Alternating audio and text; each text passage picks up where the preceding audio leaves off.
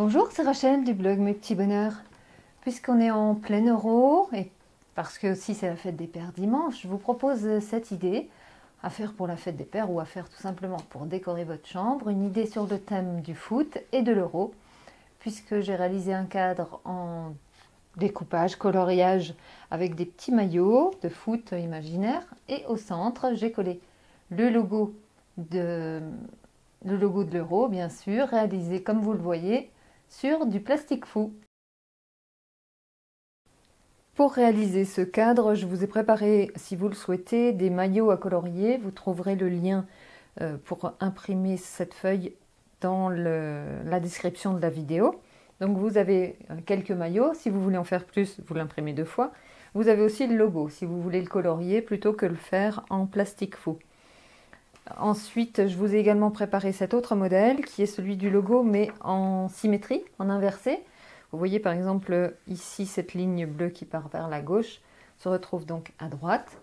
De cette façon, quand vous allez le décalquer sur l'envers du plastique fou, il se retrouvera bien sur l'endroit dans le bon sens après la cuisson. Donc ça, vous le trouverez également sur le blog et il a la bonne taille pour devenir comme celui-ci une fois cuit.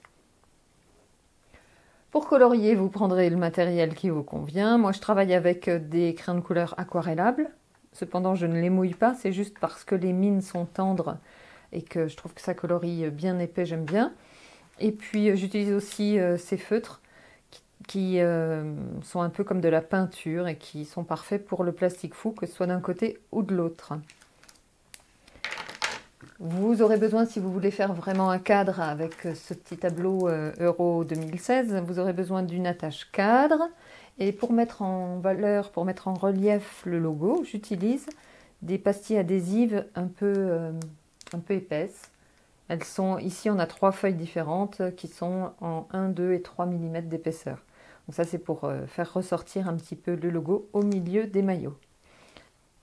Pour le cadre, prévoyez une feuille noire et une feuille blanche. Pour faire le fond, et bien sûr, il vous faudra le matériel de base, des ciseaux, une règle, un crayon de papier, comme d'habitude. Un dernier point sur le plastique dingue. Donc moi, j'utilise du transparent. Il existe aussi en cristal, mais le cristal n'est pas poncé, il faut le poncer soi-même ou bien travailler dessus avec des feutres qui écrivent sur le plastique. Alors que sur celui-ci, comme il est poncé, on peut travailler côté poncé avec du crayon de couleur. Vous pouvez aussi utiliser du plastique blanc. Ce sera très beau pour faire ressortir la coupe du logo. Cependant, là aussi, comme le plastique est opaque, vous ne pouvez pas dessiner sur l'arrière. Il faudra tout faire de ce côté, donc avec des feutres ou des peintures qui tiennent sur le plastique. En ce qui me concerne, je travaillerai donc sur mon plastique habituel, le plastique transparent. J'ai commencé ici à colorier le logo avec ces feutres. Comme ce sont des feutres peinture qui coulent un peu, s'ils se touchent, si les couleurs se touchent quand elles sont humides, les peintures vont se mélanger. Donc j'ai commencé ce coloriage hier, de façon à pouvoir faire une zone blanche et puis la laisser sécher. Faire ensuite la zone bleue et la laisser sécher et ainsi de suite. Pour que les couleurs donc ne se fondent pas, il faut bien prendre le temps entre chaque teinte de laisser sécher. Je vais finir avec des crayons de couleur puisque je n'ai pas d'autres bleus. Je prendrai mes bleus crayons de couleur. Pendant que ça sèche, on peut bien sûr commencer à colorier les maillots. Pour les maillots, vous pouvez prendre des couleurs imaginaires, vous pouvez tracer des rayures pour colorier l'intérieur des maillots. Vous pouvez faire des croix, des carrés, ce que vous voulez, ou bien de vrais drapeaux pour faire penser aux équipes. À vous de voir, vous coloriez tout, vous coloriez le col si c'est nécessaire, suivant l'équipe que vous supportez. Et quand vous avez fini, eh bien, vous découpez bien sûr chaque maillot. Quand vos maillots sont découpés, reprenez tous ceux dont vous avez colorié le col pour le colorier à nouveau à l'arrière, juste le col.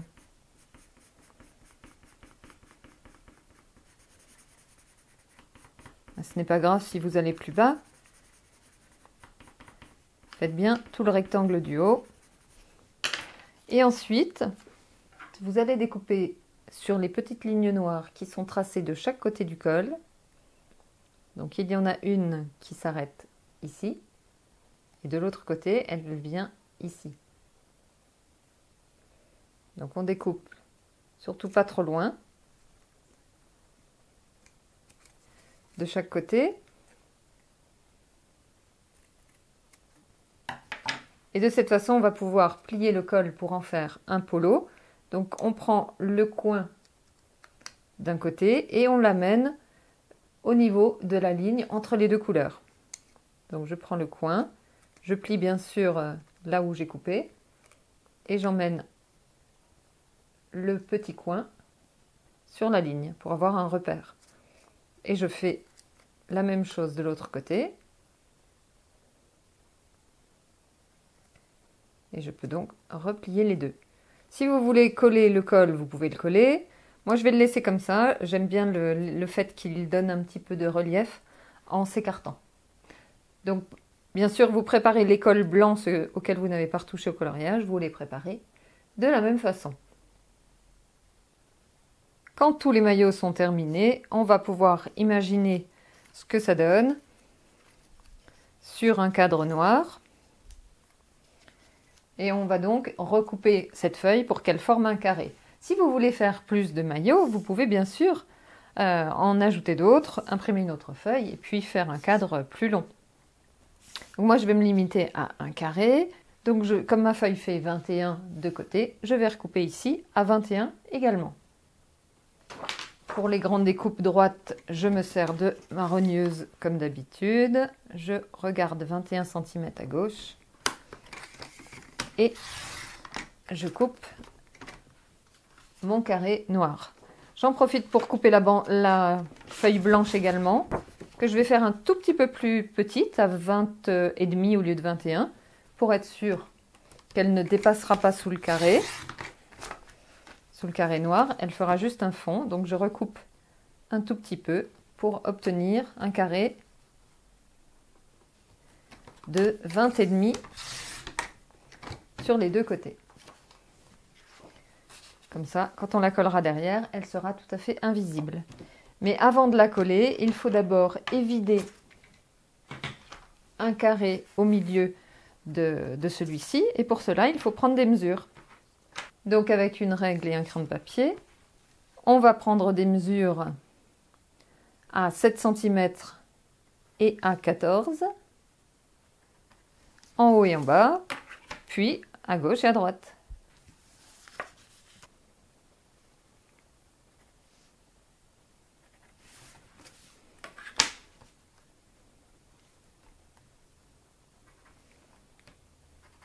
Ensuite, on relie bien sûr ces traits, ces petits repères pour faire des lignes.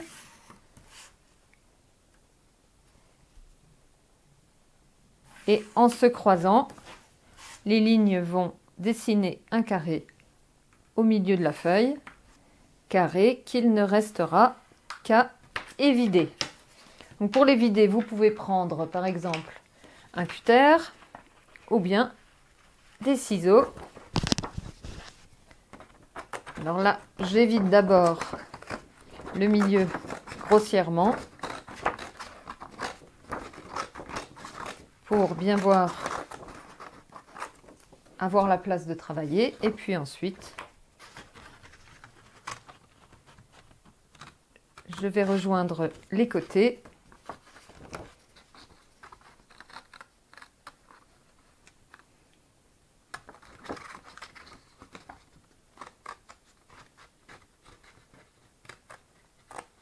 Évidemment, une fois le travail terminé, on présentera les maillots sur le côté où il n'y a pas de crayon de papier.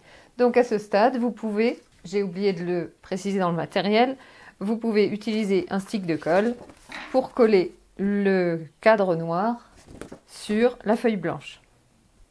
Faites bien le contour de la feuille et le contour du carré évidé au centre.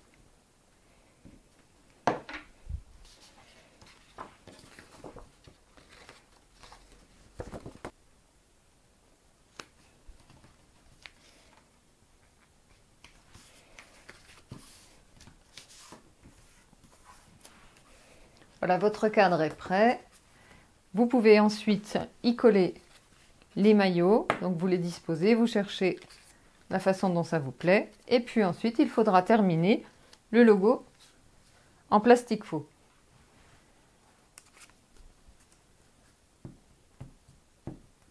Pour que les maillots soient bien alignés, vous pouvez poser une règle pour vous faire un repère, pour bien les poser tous de la même façon, à la même hauteur par rapport au cadre que vous avez découpé.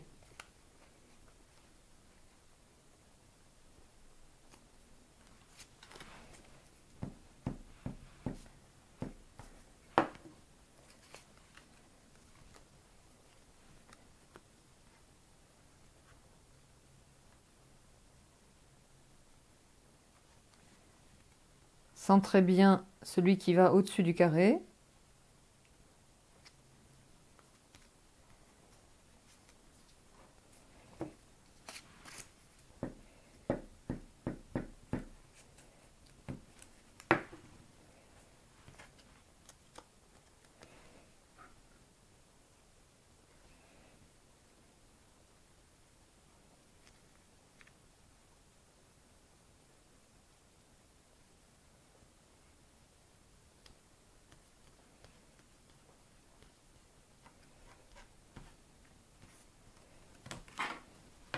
Voilà ma première ligne de maillot collée.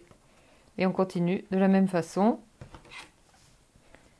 en mettant bien la règle comme repère, pour être sûr que les t-shirts sont collés à la même hauteur des deux côtés.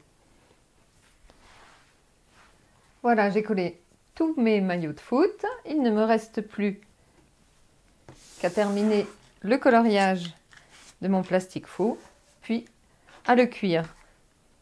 Donc faites bien attention pour votre coloriage. Au niveau des couleurs, n'oubliez pas que le modèle qui est sur la feuille est en symétrie. Donc cet hexagone bleu qui est à droite se retrouve ici à gauche. Voilà, mon coloriage est terminé. J'ai travaillé avec 3 bleus différents. Donc ce bleu qu'en fait aujourd'hui j'ai remplacé par celui-ci, c'est la même couleur claire. J'ai pris ce bleu qui est le plus foncé et celui-ci.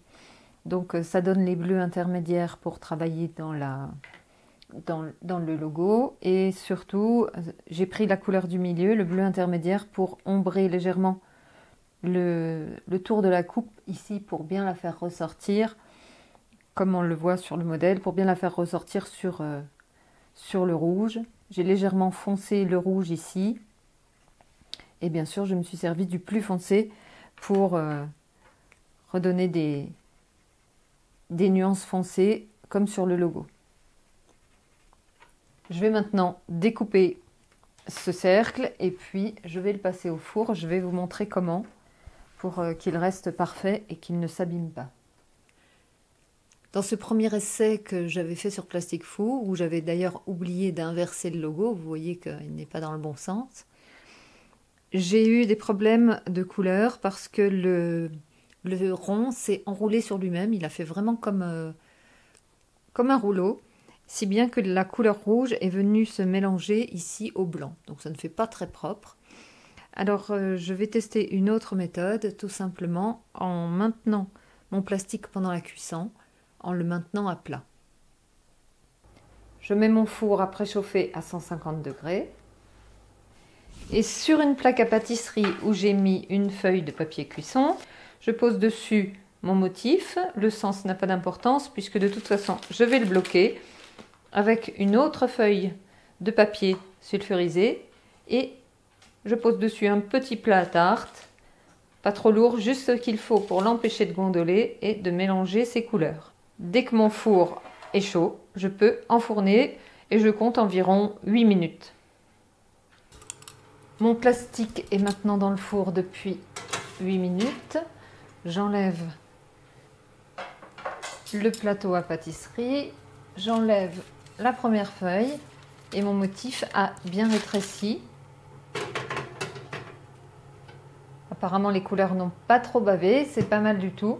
Je vais le laisser encore un petit peu sans rien dessus pour être sûr qu'il soit totalement rétréci.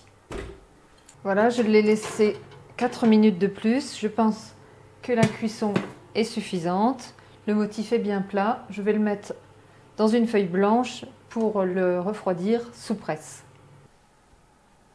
Je pose le motif, je referme la feuille et je mets un bouquin bien lourd dessus.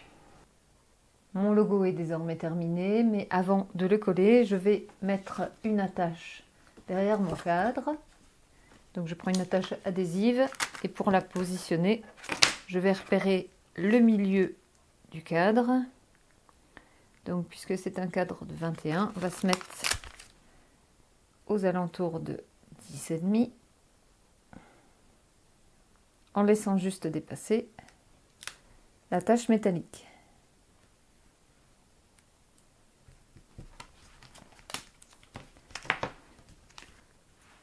Il ne me reste maintenant qu'à coller ce motif, donc vous pouvez le coller directement ou le mettre en relief avec des pastilles. Bon, il n'y a pas besoin d'en mettre beaucoup, 2 suffisent. On décolle la protection des pastilles et on peut coller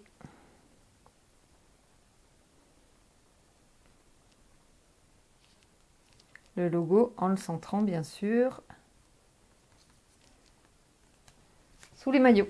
Et voilà un cadre spécial euro qui va pouvoir rejoindre dans notre déco mon petit footballeur, cette poupée faux fuchsia que j'avais un peu customisée en supporter de foot et que j'ai montré dans mon blog cette semaine. Il n'y a pas de vidéo, donc si vous voulez le voir, direction mespetitsbonheurs.com.